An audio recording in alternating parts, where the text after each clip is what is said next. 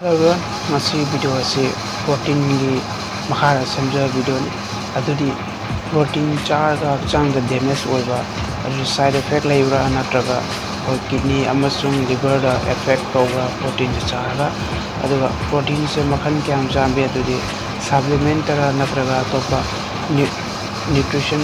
natraga hoi chai vaniti gi diet se protein yawra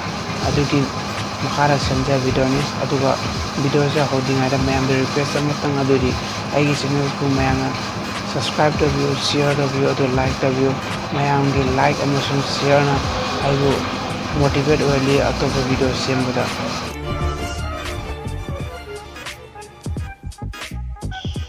protein haibase daily use to yana mathau taba macronutrient ni adudi akoi gi hakchang growth oiba muscle tissues breakdown oira recover oibai damakta ko protein si yam mathau tai aduga protein supplement haisina mu amuk tongan kre adudi masina optional ni protein supplement sina koina easy way da janga digest oina baina use to bani ado protein supplement sigi aduni mase kamain tawra semai no adi makhara mayamna video yengning khangning wasu mayam comment taro ai makha tawa video ra soina adi mana semjarakani aduga protein se kayam sizinaraga haksang da side effect lairoi aduga haksang na safely kya kamai sizinani hai maram dai raply kitang mayam na khanganinge adudi isagi body weight 50 kg example when 50 kg ni hairo adu oiba taraga di common adudi exercise tawda mi amana isagi body weight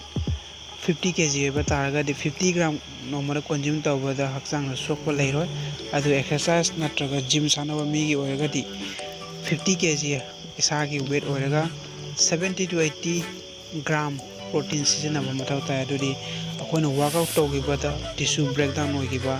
muscle breakdown oigibada recover oibada protein duna mateng pangani